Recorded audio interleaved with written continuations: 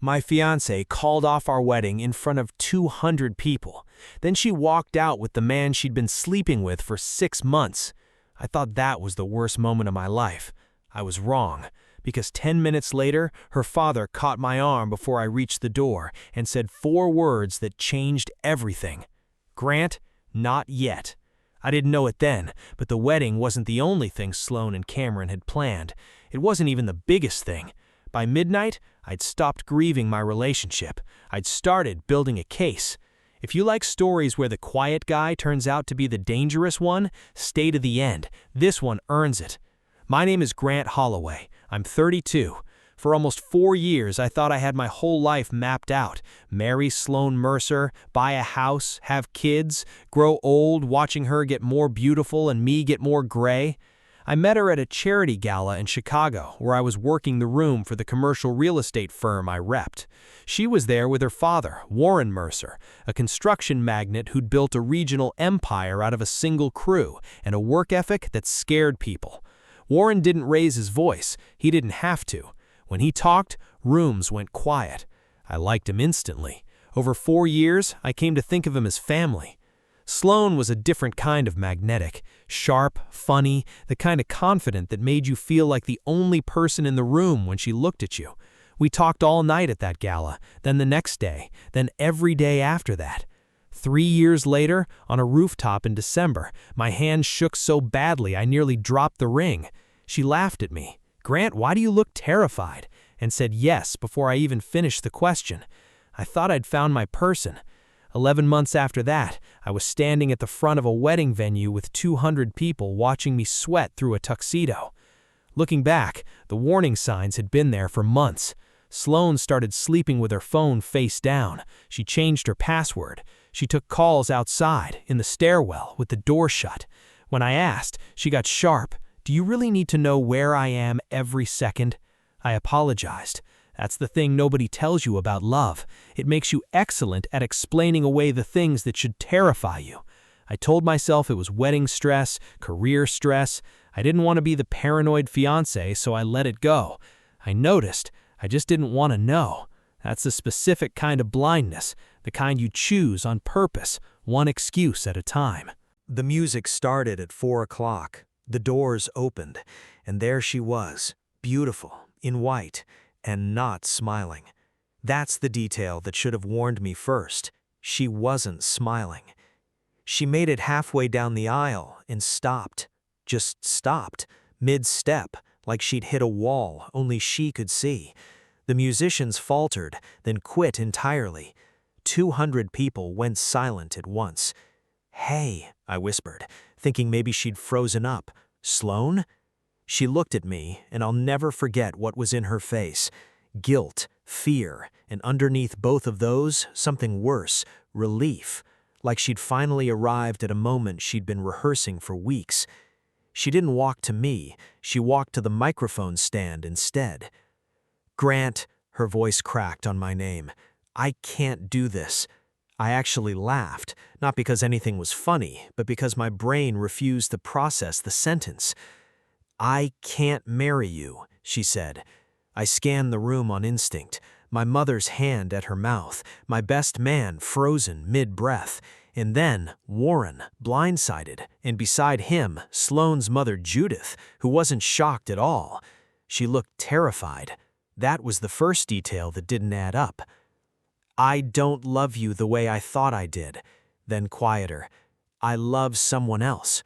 The room dissolved into whispers. Someone gasped. I heard my own voice ask, "Who?" twice, before footsteps sounded behind me and the back doors opened. Cameron Vale walked in, Sloane's college ex, the one she'd sworn she hadn't spoken to in years. He looked at her, she looked at him, and I understood all at once that this wasn't panic or wedding day doubt. This had been choreographed. "You planned this," I said. She looked away, which was answer enough. "How long?" My voice had gone somewhere low and unfamiliar. "How long have you been seeing him?" Silence stretched until it hurt, then barely audible. "Almost 6 months." 6 months. She'd tasted cake with me, picked flowers with me, fallen asleep next to me, and for 6 months, every one of those moments had a second, hidden life running underneath it. I pulled off my ring, set it on the nearest table, and said the only thing that felt true. You should have told me 6 months ago. Then I walked. No scene, no begging, just my legs carrying me toward the exit, while something quietly died in my chest. I almost made it. Warren caught my arm before I reached the doors. "Let go," I said. "Grant, wait. Why would I stay? Your daughter just destroyed me in front of 200 people. Why would I stay?" His face had gone the color of old paper. "Because what she just did isn't the worst thing they've done to you." That stopped me cold. He pulled me into a side hallway, away from the noise, and told me something I wasn't ready to hear. 2 months ago, Sloan had asked him to pull my company off the Mercer redevelopment contract. She wanted Cameron's firm in my place. "Why?" My voice was climbing. "I don't know why she wants him in that seat," Warren said, "but if you'd quit after the wedding, which they were counting on, Cameron walks in clean. And if you didn't quit, they had a plan to make you look unstable so the board would push you out anyway." Something in me went very still. This wasn't just heartbreak anymore. This was a demolition, and I'd been standing at ground zero the whole time. I walked back into the ballroom. 200 faces turned to watch me do it. I went straight for Cameron. "Hey, man!" "Don't." I pulled out my phone. 3 weeks earlier, he'd fat-fingered a text meant for Sloan into my inbox instead. "Your father can't keep Grant on the project forever. Once the wedding's over, we move." I turned the screen toward the room. "Anyone still confused?" Cameron's jaw tightened. "That proves nothing." "How about the email where you asked Sloan to lean on her father, or the one where you promised you could take over my contract inside 30 days? For the first time, I watched fear land in his eyes. Judith stood up so fast her chair scraped the floor. "How dare you invade my daughter's privacy?" "Her privacy?" I said. "She ended things in front of 200 people. I'm just finishing the conversation." "She was honest." 6 months late. "Grant!" Judith crossed the room and slapped me hard enough to turn my head. The room went dead silent. I touched my cheek, took my time, and looked at her. "Thank you," I said. She blinked. "What?" "You just hit me in front of 200 witnesses, some of whom are filming." I looked past her, at Sloan. "You wanted everyone to watch me lose everything." Then at Cameron. "Fine, now they get to watch me walk away from everything you thought you'd taken." This time, nobody stopped me.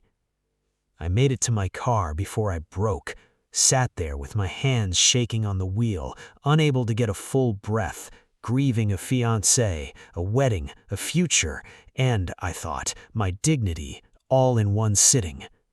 My phone rang. "Warren." "I found something in Cameron's office," he said. "Can you meet me tomorrow?" Rain had started on the windshield. "Why?" A long pause. "I think my daughter and Cameron have been stealing from my company." Just like that, my heartbreak had somewhere else to go. The next morning, over coffee, Warren slid a folder across the table. Invoices, contracts, wire transfers, all routed through subcontractors that didn't seem to employ anyone. Hundreds of thousands of dollars moving through shell companies, tied eventually to Cameron. And on 3 of the documents, Sloan's initials. I said, "She knew." Warren didn't argue. He just said, "I'm sorry I ever brought you into this family." And for a second, the man who'd never needed to raise his voice sounded like he might. I could have walked away right there. I almost did, but I kept replaying Cameron's smile in that ballroom. Not the smile of a man who'd stolen something, but the smile of a man who thought he'd won. And I decided I wasn't going to hand him that satisfaction. "Don't confront them yet," I told Warren. They'll just deny it. We need proof they can't talk their way around. So that's what we built. I went back to work like nothing had happened, showed up, answered emails, ran the project, gave Cameron nothing to react to. Underneath that, quietly, I documented everything. Every inflated invoice, every shell address, every email. We brought in an attorney, then a forensic accountant, and the picture assembled itself piece by piece. Cameron hadn't just been circling my job, he'd been inflating project costs and laundering the difference through companies that existed only on paper. One night, I found the email that ended any doubt about Sloan. One line, sent to Cameron weeks before the wedding. Grant can't stay involved after the wedding. I closed the laptop and went home to an apartment still half-packed for a life that was never going to happen. Wedding gifts stacked in the corner, her dress still hanging in the closet like a ghost with somewhere to be. I sat on the floor and finally let myself cry. Not for her, for the version of her I'd invented and loved instead. Few weeks later, Sloan called. I almost let it ring out, but I answered. We met at a quiet restaurant. She looked tired, in a way I'd never seen. Not photograph tired, actually tired. Human for once. She made a mistake, she said. I was confused. I didn't know what I wanted. You knew exactly what you wanted. You just didn't want the fallout. Her eyes filled. I miss you. No, you miss the life you had with me. I watched that land. What happened with Cameron? She looked away, which told me everything before she said it. His company's in trouble. My father won't help him. That's probably for the best. Grant, please, talk to my father for him. I almost laughed. You cheated on me with him, humiliated me in front of 200 people, tried to have me pushed off my own project, and you want me to save him? He's made mistakes. You don't get to decide how far the consequences go, I said and stood up before she could answer. For the first time since the wedding, I didn't feel angry walking away. I felt light. The reckoning came a few weeks after that, in a boardroom Cameron thought he was walking into for a negotiation. Instead, he found lawyers, accountants, Warren, and me. Grant? His confidence cracked on the spot. I opened the first folder. $186,000 paid to a subcontractor with no employees. Second folder. Registered to the same address as a company tied to your brother-in-law. Third. Money that ends up in an account you control. This is insane, Cameron said, standing. We didn't plan this, you did. We just documented it. He turned on Sloan. This was your idea. You said your father would remove him.